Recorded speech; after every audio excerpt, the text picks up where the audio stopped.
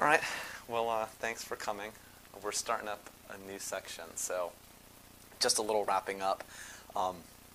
In my last talk, I talked a little bit about babies sucking their thumbs, and I made a bet, and I don't know if anybody took me up on it, but I was obviously wrong about it. Just making some connection between babies sucking their thumbs and breastfeeding, and I was wrong because I was probably too simple. I mean, there's certainly a connection there. I just made the connection too simple, and so I afterwards went and read about it because my mom asked me about it, and there are like papers and theses. I don't know what the plural of thesis is, but written about this. So anyways, point is there is a connection there. It was sort of right in spirit, but I was definitely wrong in what I said. So moving on to this stuff. We're going to be talking now really about what I think is the functional unit of most of what we get as far as expression goes, and that's the brain. So I wasn't really sure how to go about learning about this stuff, because I learned about this stuff pretty much right before I talk about it. I emailed Dr. Hobbs. I was like, what should I read? What should I do? And Dr. Hobbs said to dive in. So this is what you get. It's a little bit sort of scattered, probably because that's how I learned about it, but hopefully it ties together with some of the same themes that we've always been talking about.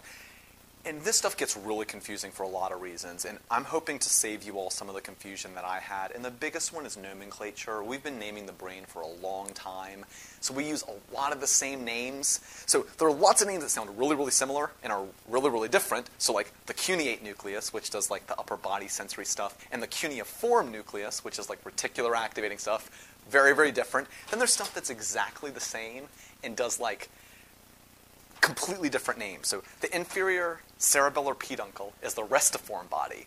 The middle cerebellar peduncle is the brachium pontus. So it's like, and you're going to hear this over and over. If I start mixing terms or parsing them, just like stop me, and maybe I can clarify, or maybe we're all just sort of confused. But that was really hard for me. You're reading stuff, and then a lot of things just sort of start blurring together, and hopefully I can sort of clarify that as we go along. The other thing is pronunciation. I've never heard people say a lot of these things, and so I'm just making them up. So if I'm getting them wrong, and you know that I'm wrong, correct me. People don't often say cuneiform nucleus, so I'm guessing that's how it's pronounced. So the other thing I was thinking about as I was doing this is there are definitely going to be points when you're going to ask yourself, why the hell is he talking about this? Why am I learning about this? It's going to seem a little bit far outfield.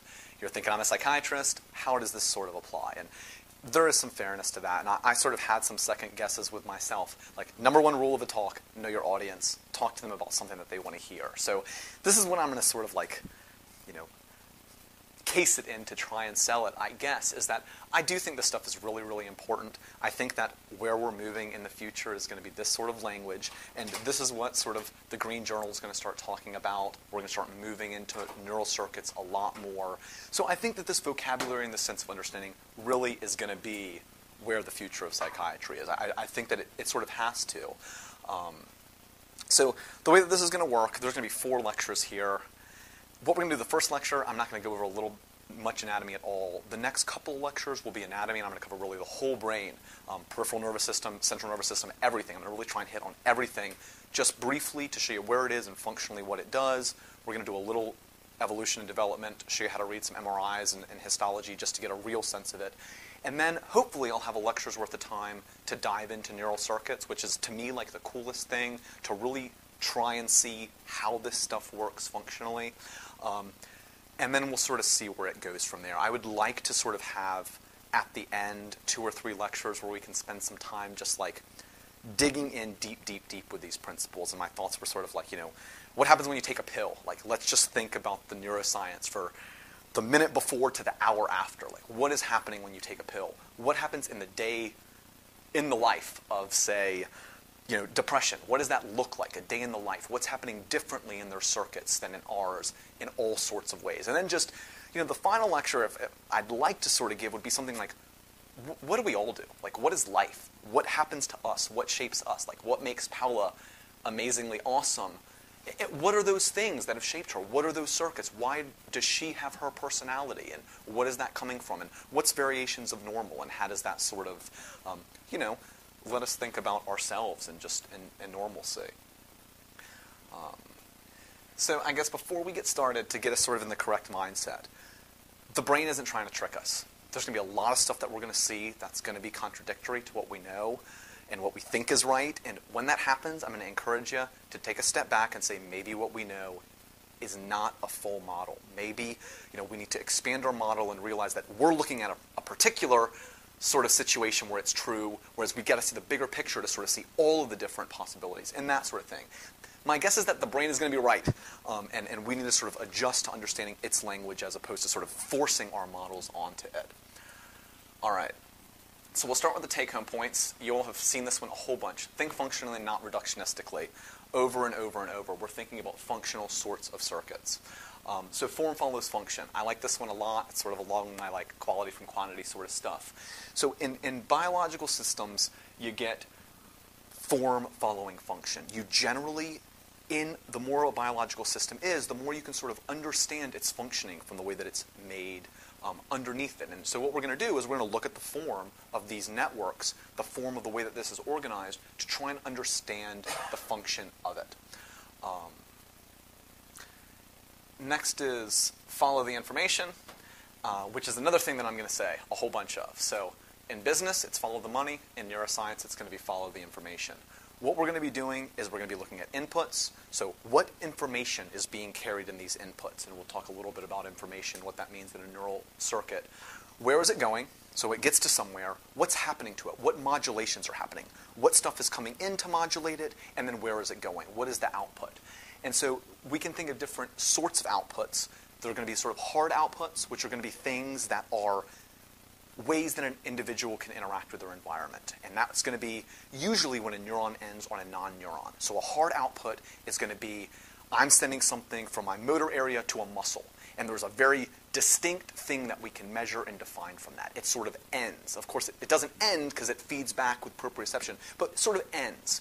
And then there's sort of the firm sort of outputs, which are going to be sort of like hypothalamic stuff. You get into the hypothalamus, and it releases a whole bunch of stuff, and it sort of ends there, but it clearly is sort of feeding back into the brain. And then softer outputs, which is really just like, it goes into one area, it gets processed, and then that soft output is it just sort of shipping it out to somewhere else. All right.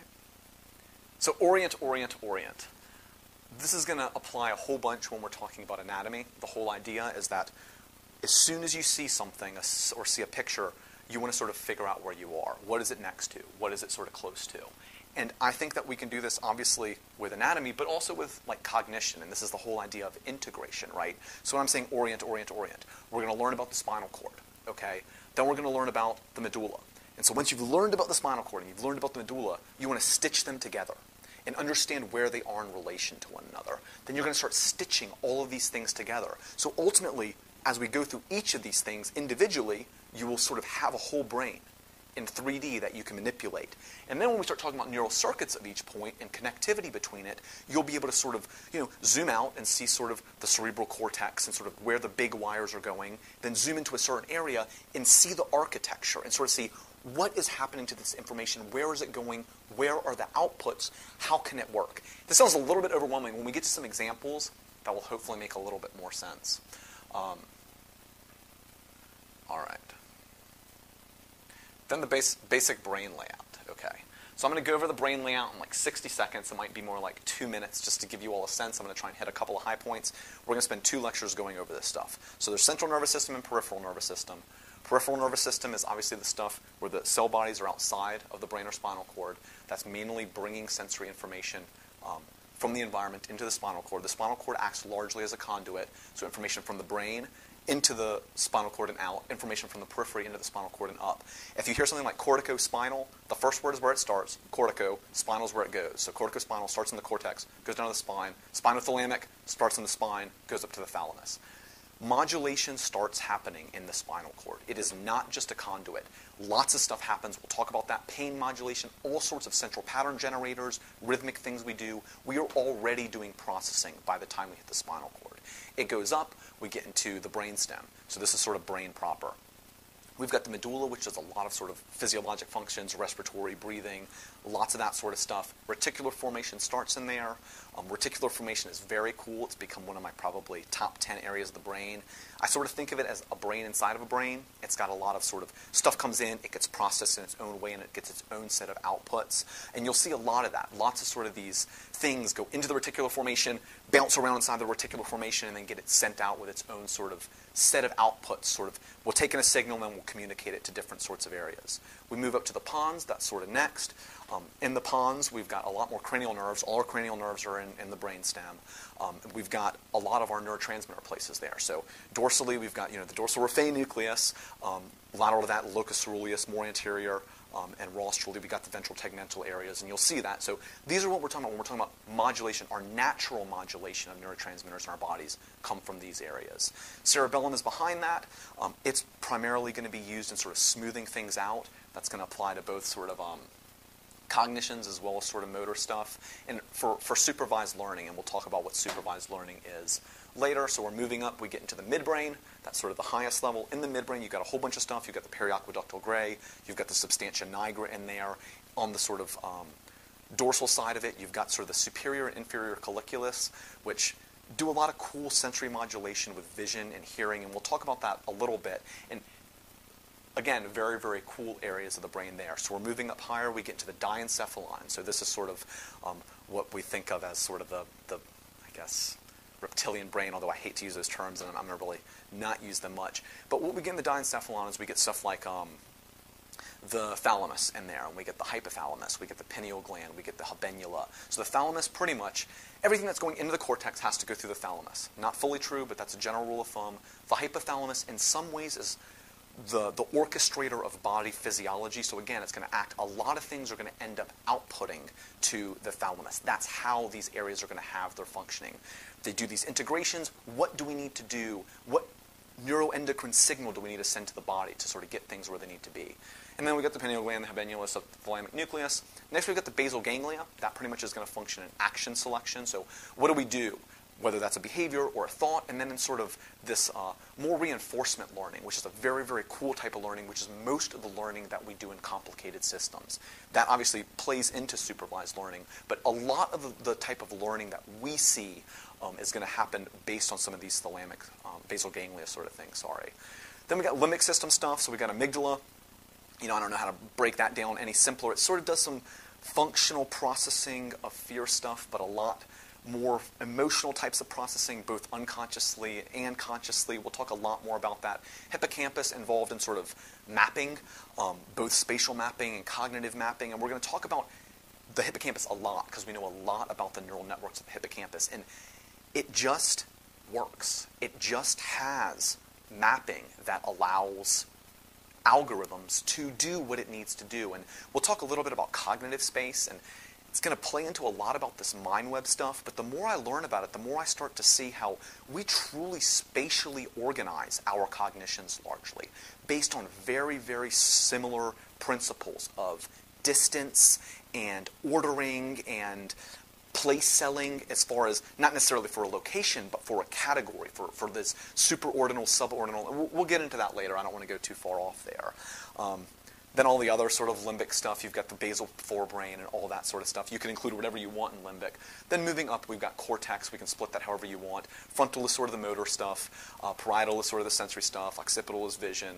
Temporal has a lot of stuff, I guess, hearing and some of our limbic stuff and whatever you want to include in it. And then prefrontal has all of our fancy like psych stuff. And we'll break that down obviously a lot more. That's about as reductionistic as I'm going to get here, but I figured I said dorsolateral prefrontal cortex. It does executive functioning.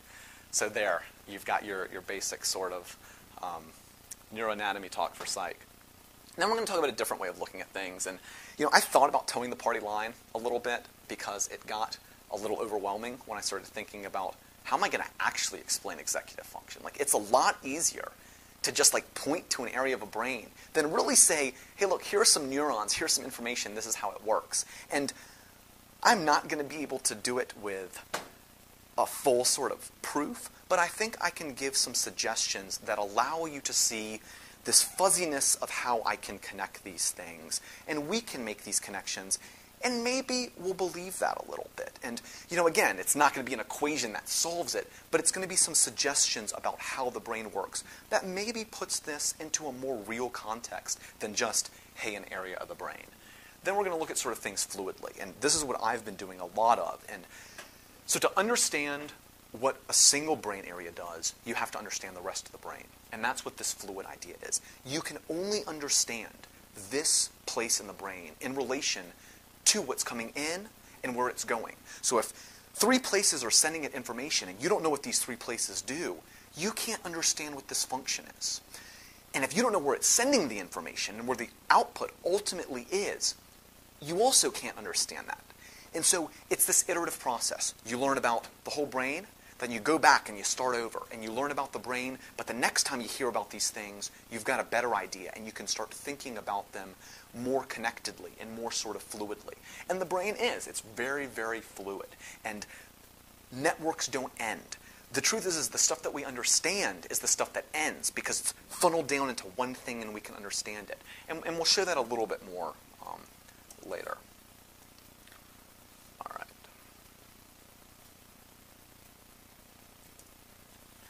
Okay. So, who knows who this is? Okay. All right, good old Einstein or whatever. Who knows this equation? So, okay, that's right. And the truth is that maybe we will never get it exactly right. But just this equation, that's right, it is wrong. But it still has a lot of value. But who knows it? Who knows what this sort of means?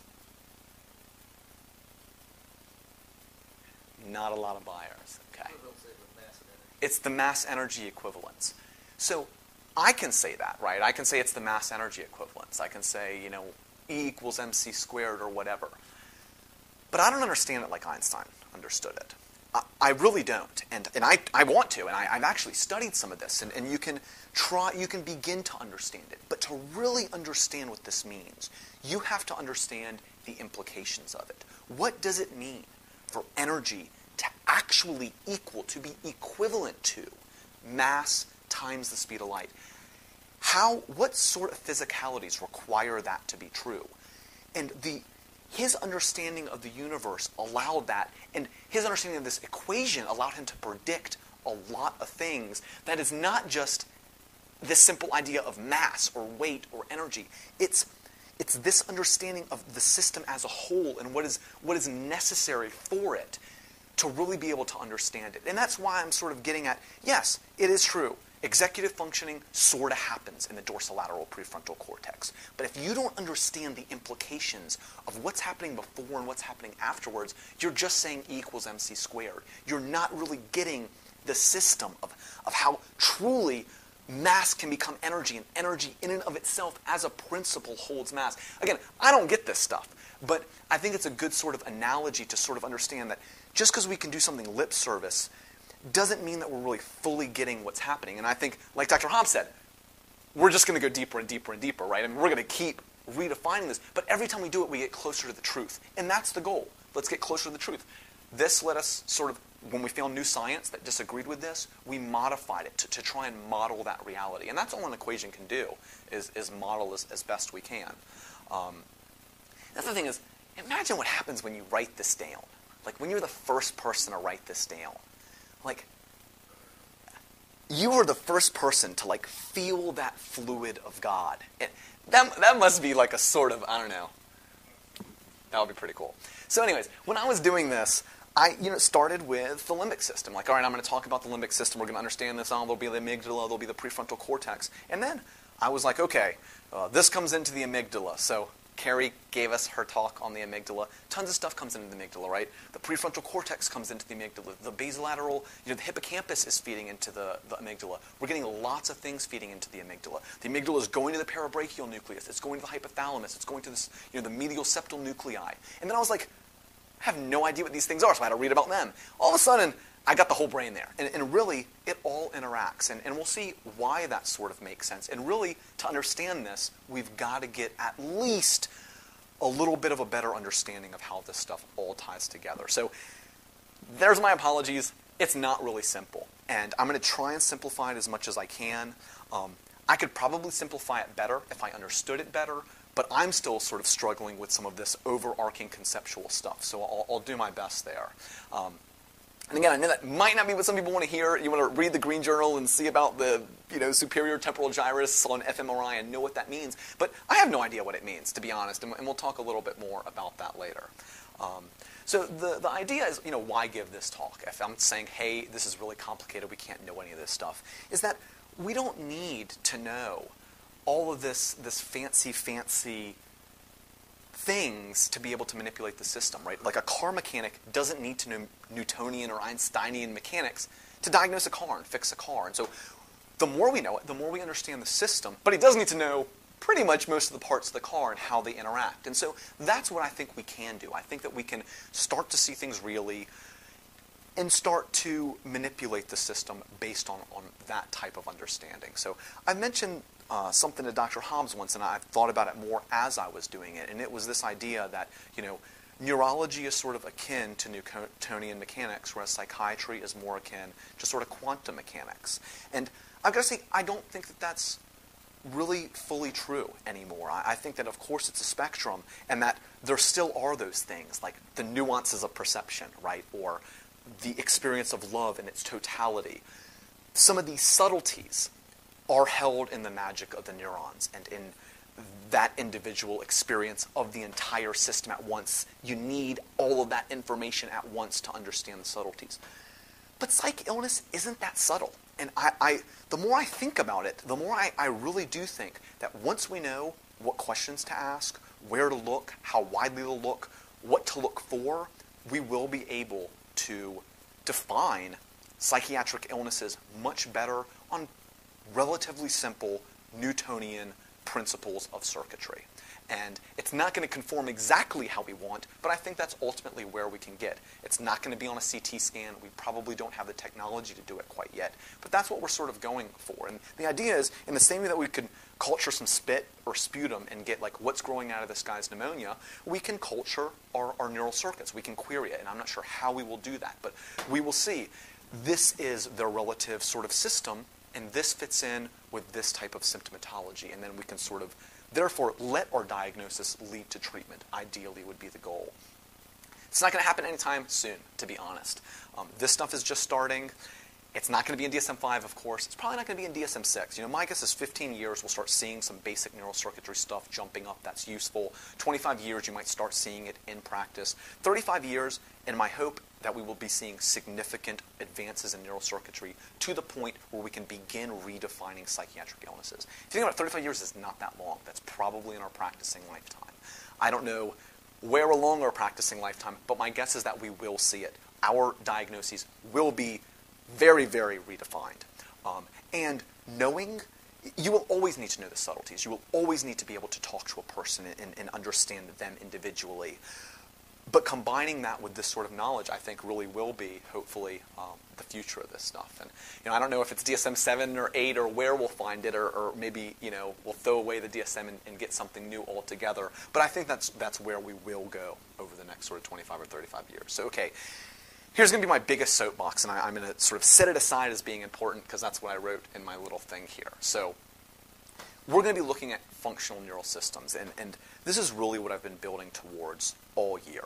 This idea of let's see things really for what it is. What really is depression? What really is these illnesses or these sort of dysfunctional behaviors or feelings? And once we can do that, we can begin to understand why we're getting the results that we're getting.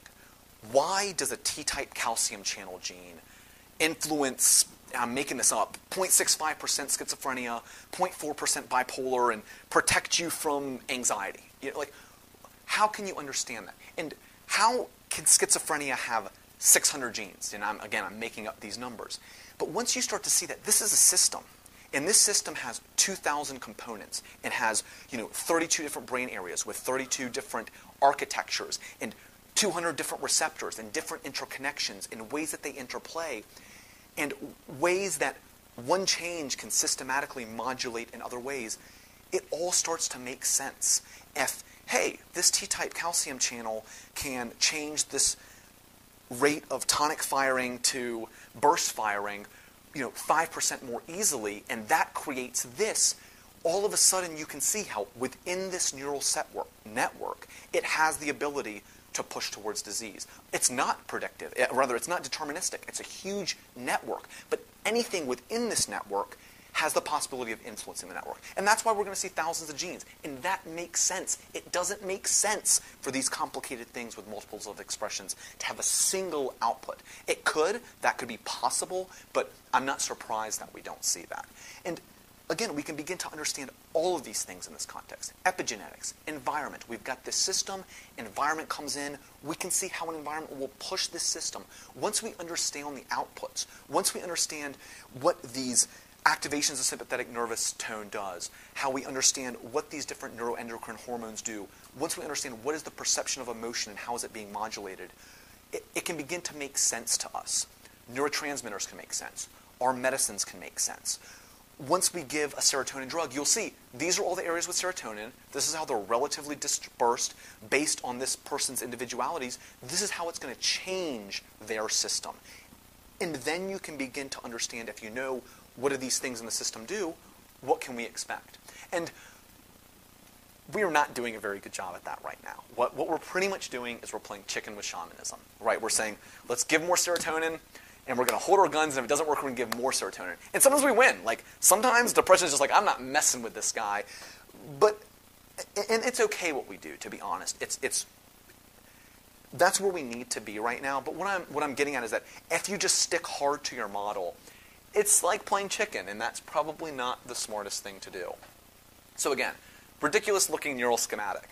It looks way more ridiculous than it actually really is. By the end of a couple of talks, you'll actually sort of know this. It's not that complicated. The truth is, it's a lot more complicated than this, right? We've got 100 billion neurons in hundreds of areas in the brain interacting. This is just a thalamus, right? And so it's organized a certain way. You all already sort of know this stuff.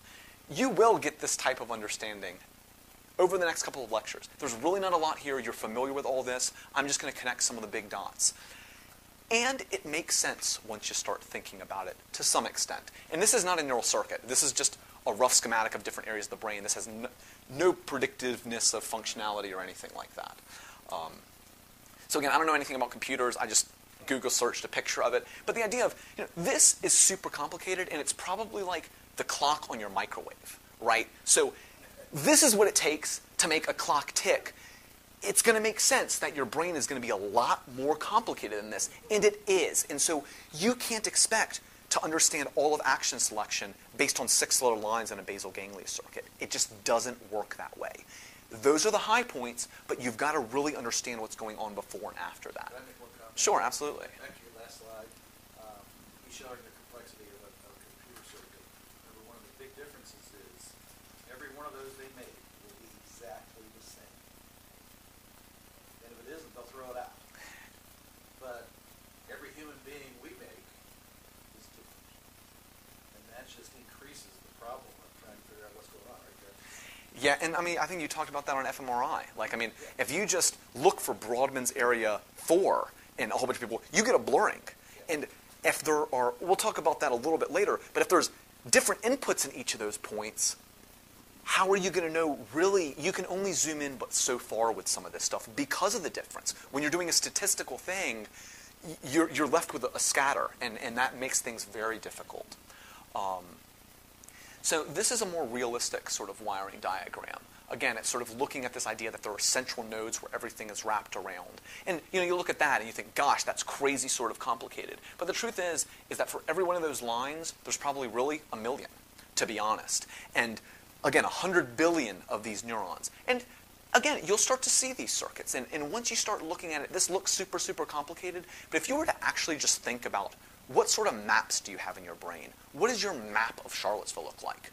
It's way more than this. Like, we can hold so much information if you can make it real to you. And so I'm going to try and help you with ways to make this real, to understand these connections. And you'll be amazed. You start making connections very quickly, and because they make sense. And the brain helps us in that way. So this is a real connectome. This is a full connectome. This is C. elegans. It's the roundworm. This lady doing this research is awesome. I emailed her. She didn't respond, but I just wanted to have her email me back and say hi. This is actually every single neuron. There are 302 neurons.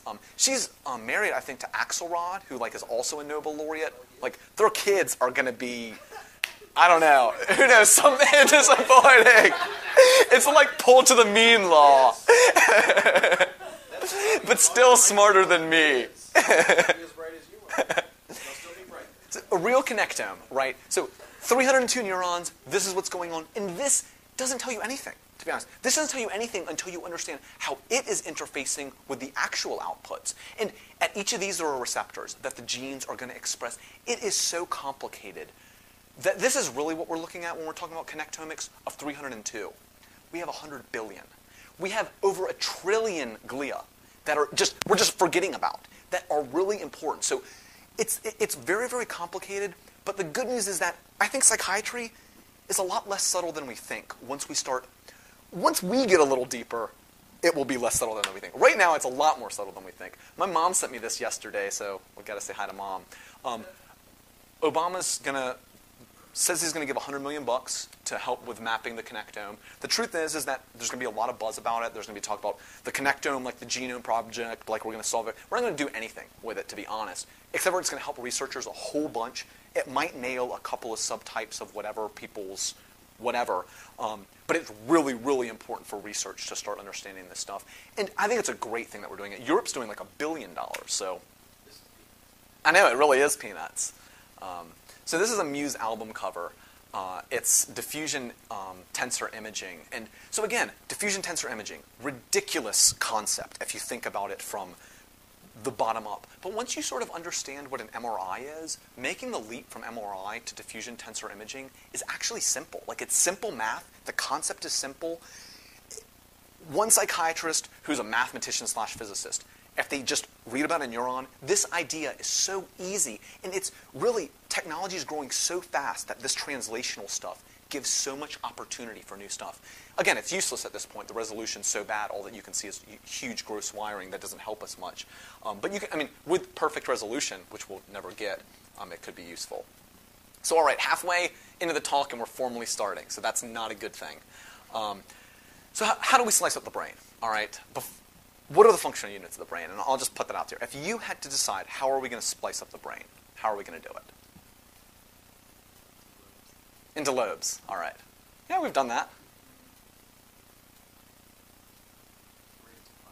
Into function. Okay.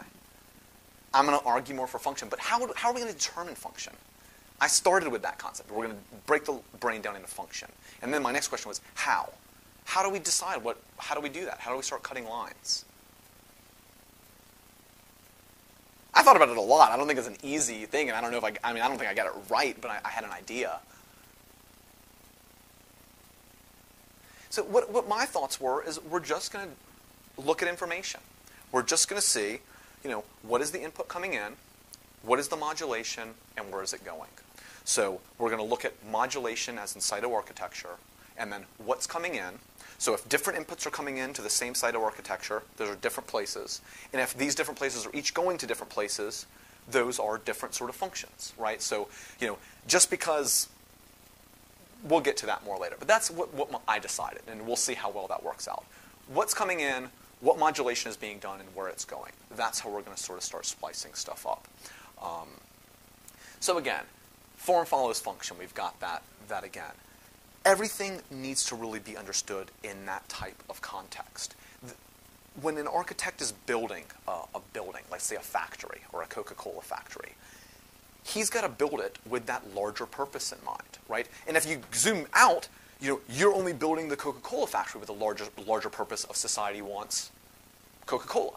And so within that building, you need certain machines to fit in there. And you've got to build your rooms to fit the machines and to allow the people to work. And in your city, you've got to have the cars that can get the workers there.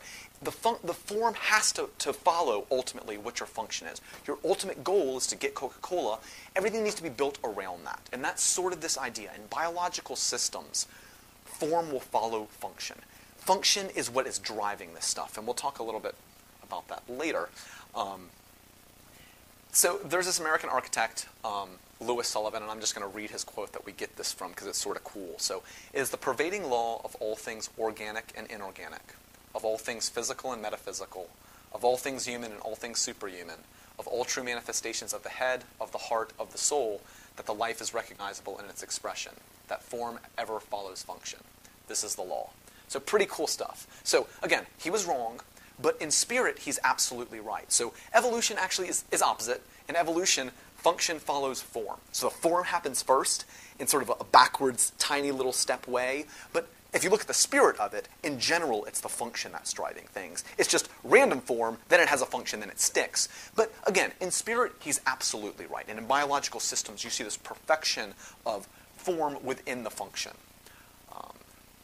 All right, so we're going to do a brief history lesson. Who knows what this is? Hippocampus, right? And what is hippocampus? Seahorse, right? Okay.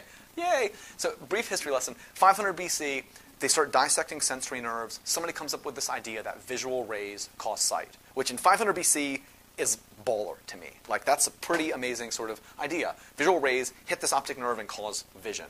All right, 400 BC, we get Hippocrates. Epilepsy, sensation, intelligence is in the brain. Plato says the brain is the seat of mental process. Move forward 100 years, we got Aristotle at 300 BC. He says, no, no, no. The heart is the seat of the brain, and the ventricles are intelligence.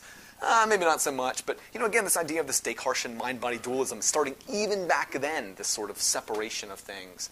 280 BC was the first time I could see, pronounce his name incorrectly, Erasistratus of Chios, the first time somebody actually cut up the brain, made divisions. This is this part of the brain, this is that part of the brain. We're going to fast forward like 1,000 some years to the 1500s. So this is where the modern neuroanatomy starts with the terming and the labeling and all that stuff. So we get the hippocampus in the 1500s. 1590, the microscope's invented. That's pretty big for looking at this stuff with some level of complexity. Then late 1600s, everybody wants to start naming stuff, and so everything starts getting named. And so we get hippocampus, pulvinar, amygdala, pons, whatever. And those things sound really fancy to us, right? Like, they sound fine. We don't bat an eye at them. They're these great, fancy, intelligent languages. But I want you to take a minute and pretend that we are back in 1600, okay? We are not saying hippocampus. We are saying seahorse, okay? So when these people are looking at the brain, so hey, here's the walnut, here's the almond, here's the pillow, here's the bridge, literally. And that's how they cut up the brain. The pulvinar is a posterior area of the thalamus. It looks like a pillow. They called it a pillow, and so now we're stuck with this name, pulvinar, and now people are trying to find what is the function of the pulvinar. It works that way. They looked at gross anatomy. It's this area of the brain that looks a little bit different, and it's got this internal medullary lamina separating it. And they were, sometimes they were more right than I'm impressed. But sometimes we've got to realize this stuff is coming from way back when. These people, this is the pillow. Okay, so remember where it's coming from. We don't have to lump a function to a single point. And I'll talk later about point functions. All right, Prite question. I'm not a big fan of the Prites, but what is the area of the brain that does circadian rhythms? Okay. Y'all are allowed to get multiple choice, and so there's not a right answer, but there would be an answer on the test, right? So there's an answer on the test, so it's multiple choice, right? So is it the thalamus? Is it the amygdala? Is it the suprachiasmatic nucleus? Or is it the occipital lobe? Suprachiasmatic nucleus, okay? So firstly, that doesn't make any sense.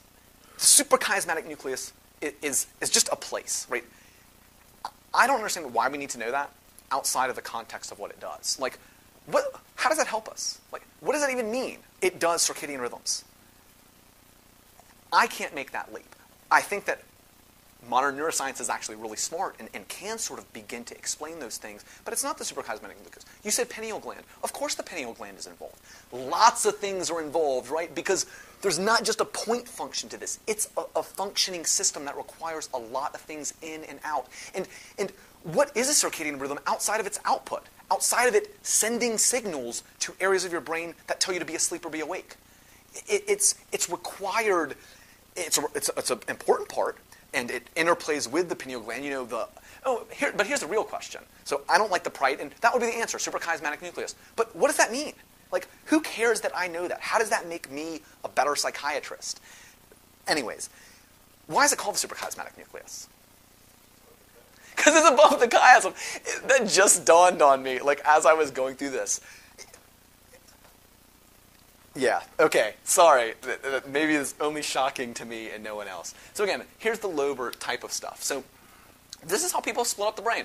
Frontal, parietal, temporal, occipital, based on what? Lines, fissures, right? And they're not even clean. So we got the central sulcus, right? The parieto-occipital sulcus. Look at the lateral sulcus. I don't know if you can see it, but it just ends and this is temporal. But now we want to assign a function to the temporal lobe. That's not how it's made. It doesn't work that way. And we'll come back to that a little bit more. So, for example, let's say we do a fMRI study and some behavior is done or some disease X is done, and there's increased activation in the superior temporal gyrus. Now what? Here's the superior temporal gyrus. Like, what does that mean to me? Like, I have no idea. Like, there's the temporal polar cortex in here, there's amygdala in here, there's hippocampus in here, we've got our auditory cortex in here, we've got Brodmann's area 22, which is part of Wernicke's in here, and they're connected to all other parts of the brain. All that they're saying is that it's in this area of the brain. And I just want you to sort of realize that. And that's not a terrible thing. We're zooming in a little bit, but understand that does not mean that this is the depression part of the brain. If you think about it, it just doesn't make a lot of sense to think about that. And because if you just zoom out, it's in the temporal lobe. And if you zoom out again, it's in the brain. And at some point, we're just spinning our wheels. We're not really asking the right sort of questions. And again, this is going to get me to this idea of point functions. And there's not many point functions in the brain. The point functions in the brain are the hard outputs. And so what's sort of a point function in the brain? And maybe a reason why they were hoping to get this, because it was one of the first areas that they looked at.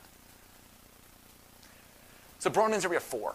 Okay, they came into Brodmann's area 4, which is primary motor, which is just sort of what we'd consider rostral to the central sulcus. And they started stimulating stuff. And they stimulate one area, and you get this. And stimulate another area, and you get this sort of thing. And they're like, oh, look, you stimulate an area of the brain, and you get something. That only works because it's at this end of this ridiculous network outputting. That does not work in here. You don't get point functions. It's just like genetics. These are systems. We found the point functions. There's no more of them. Cystic fibrosis. We've got that one.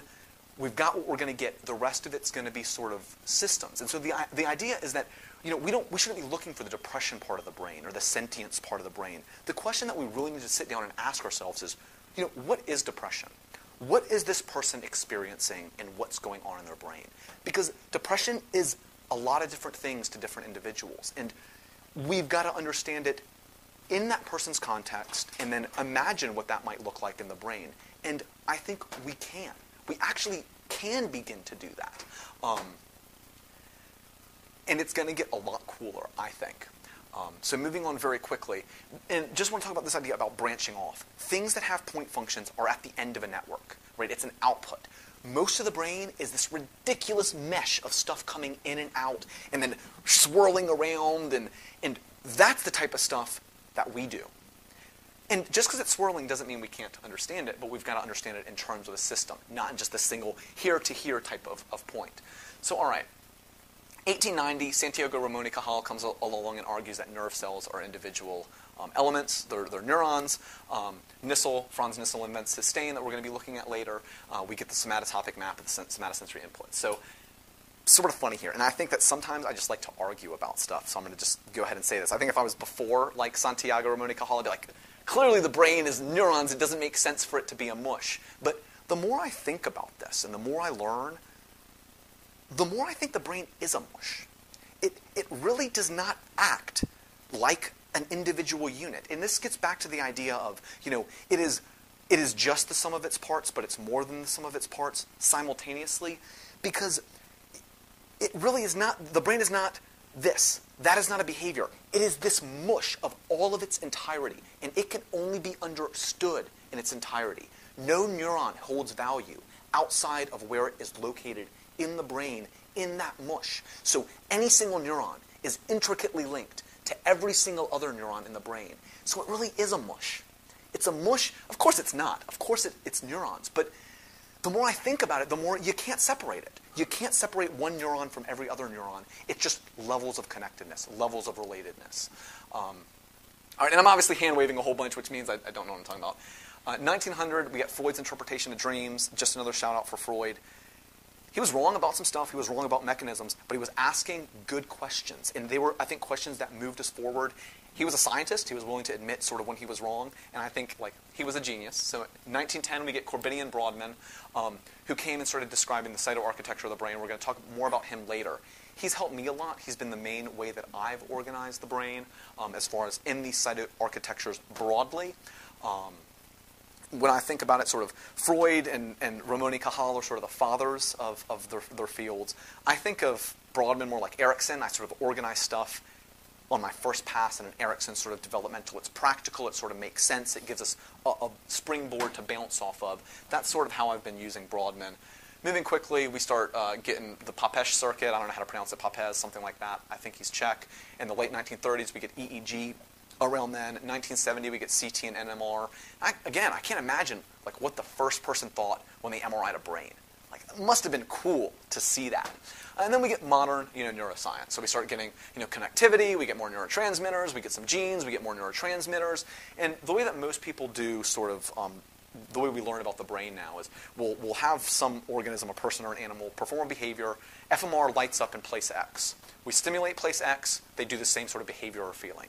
We lesion place X, and they can no longer do that behavior or feeling. That's sort of the holy trinity. Ta-da, we sort of get our answers. There are some pitfalls there, and I might as well talk about this now, this idea between like roads and buildings. So when we lesion something in the brain, we've got to understand that we're working in a functional system. And just because there's a problem there does not mean that that is the area of the brain that does that, right? So if it's an axon that we're lesioning, you've actually just destroyed lots of distant places that might not even be close to each other in the brain. And that, just throwing that out there now, because people have made those sorts of mistakes in the past. I'm realizing I'm not going to have close to enough time, so I'm just going to get as far as I can get, and then we'll wrap up. So getting back to Brodmann. All right, so each of these areas are areas of neocortex that have cytoarchitectural differences. Neocortex is pretty much generally 6 layers, and based on whether they have different types of cells or different amounts of cells or varying levels of granularity, they splice these up differently. I'm going to go over them really quickly so you've heard them once with a really fast function. That way when you come back to them, there's a little bit of familiarity. Because we're going to spend a lot of time below the brain. Because this, again, does not have a lot of purpose until we get below the brain. And I'll talk a lot about that in evolution. Like, this is really just a means for the output. The brain doesn't do anything without an output. And there's no value of having a thought, no matter how amazing that thought is, unless it is combined with an output from an evolutionary standpoint. If you know the perfect way to reproduce 1 billion times, if you don't have the means to do it, your brain doesn't do you any good. All right, we're just going to go through it like chronologically, because that's how I've organized it. So 312 is primary somatosensory. That's where our touch, our pain, our pressure comes from. 4 is primary motor. That's where a lot of our main outputs come from. 5 is secondary somatosensory association. 6 is the premotor cortex. This sort of organizes. If you think back to our new bits of stuff, how we get levels of organization, this premotor cortex can get to 3 or 4 different areas in 4, which can then allow a more coordinated movement of things at once. Again, sort of seeing the structuring of association. Simple, more complex, even more complex, and it will spread out more. 7 is secondary somatosensory association. We'll talk a little bit more about this area. 8 is frontal eye fields. This is controlling sort of where we're looking. And if you think about it, it's between prefrontal cortex, because again, our eyes are a huge part of how we want to gauge our environment. 9 is dorsolateral prefrontal cortex, again, our executive functioning source of. 10 is anterior prefrontal. 11 and 12 end up being orbitofrontal cortexes when we start thinking about emotions and stuff like that. 13 isn't shown here, it's the insula. If you were to remove this here, it's called the operculum, which is fancy for covering or lid. Underneath it would be the insula.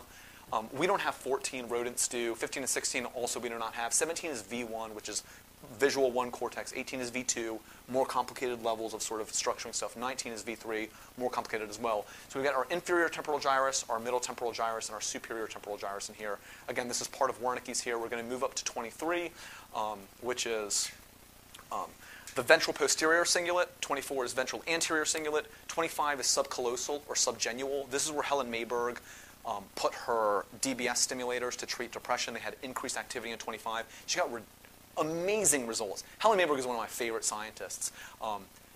really cool stuff if you look at the DBS and like the videos of how these people, it's very cool. Anyways, we'll come more to that later. 26 is the splenial part here again. 27 is piriform cortex. This is sort of what people call the rhinencephalon, or this sort of area. This is where a lot of our nose stuff comes from, way more developed in animals who are obviously more nasal than us.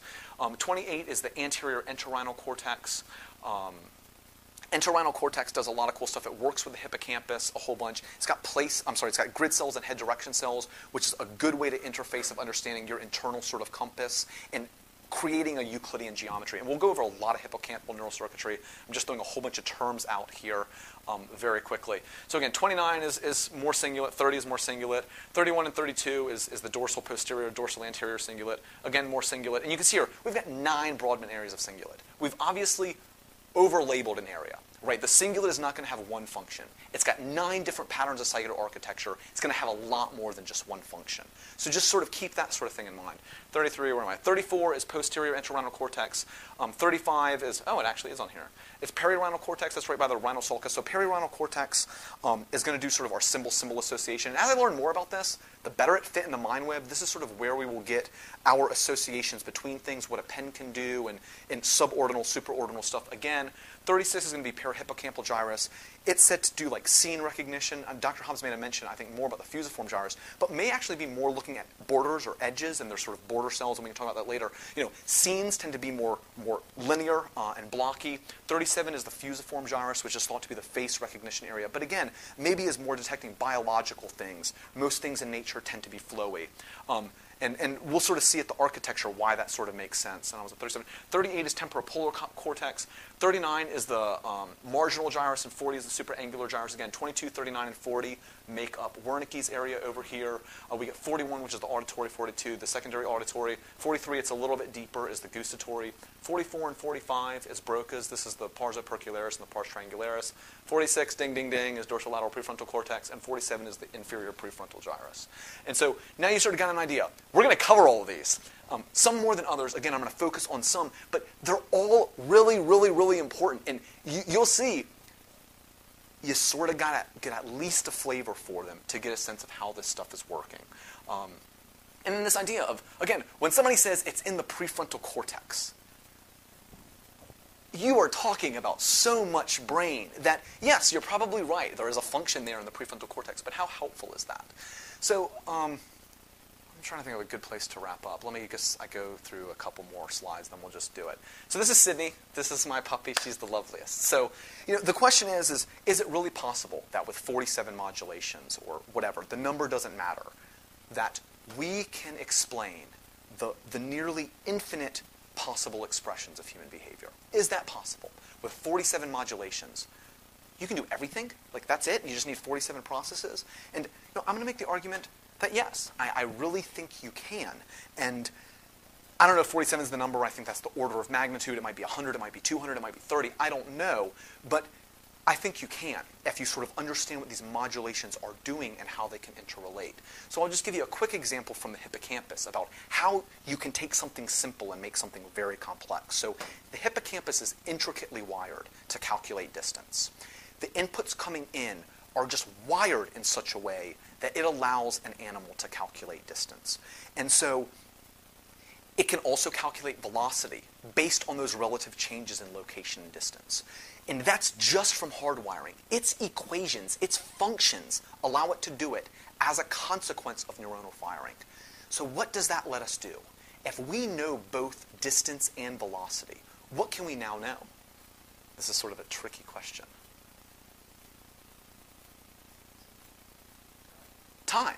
So we can get a sense of time. So from our basic senses, we can input that to understand a more complex sense. We get a sense of distance. We get a sense of velocity. We get a sense of time. These are senses, but they are made from taking our primary senses of vision, of relative angles, and applying them through an algorithm to create a contextual understanding. Now, when we think of time, it's more than just that.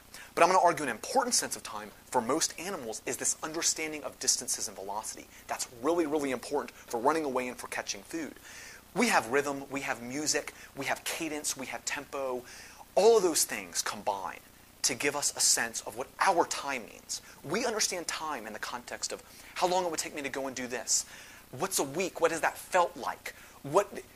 We have this complicated understanding of time that comes from lots of understandings of time that's generated from senses based on neurons. Flavor is a perfect example, right? You take smell and you take taste and you make flavor. It is truly a sense that is greater than the two sums. Other animals have other things that they can combine, and other senses that they have that we don't have from combining other things. And that's just this basic sense of things. And of course, she knows flavor very well. She's very hungry. So let me get to this sort of point of making an analogy, and then we'll wrap up. So does anyone recognize this? That's right. These are all subatomic particles. This is the standard model. People have been working on this for a long time. It just got completed. The Higgs boson was found with the Hadron Collider. So you slam these things together, subatomic particles come out, and we can get their properties. We've been looking for this for a long time. It's actually outdated now, but what this lets us do is a lot of very, very cool stuff. So we can unify the strong force, the weak force, and the electromagnetic force with just these particles. And I don't want to get too far out there with some of this stuff, but the idea of unifying forces is very similar to this idea of modalities being able to become more. So you can make, from these 17 particles, you can make everything that we can imagine in our world. You take quarks and gluons, and you can make a proton, right? You take that proton and an electron, you've got hydrogen. You add another proton, you get a new element. From these, you can create every single element on the periodic table. From every single element on the periodic table, you can create every single molecule. You can create water, you can create Prozac, you can create a brain. From these 17 particles, you can create nearly everything with its huge, huge amounts of variability. Think how different molecules become when you make the tiniest change to them. What amount of physical consequences can occur from tiny manipulations of things. And I think that is largely what happens in our brain. We have stuff being sent into an area, and we're adding a quark, or we're adding a proton. And we'll get to that probably next time. And let me just end on this slide then, since we're wrapping up here. Where we are now in modern sort of physics, and again, I don't want to pretend to be a physics. In a past life, I maybe knew a little bit of this stuff, is string theory. And string theory is this idea that you can explain the entire universe, all the forces, at least sort of the forces that are known, not counting sort of dark matter and dark energy, with a string and two forces.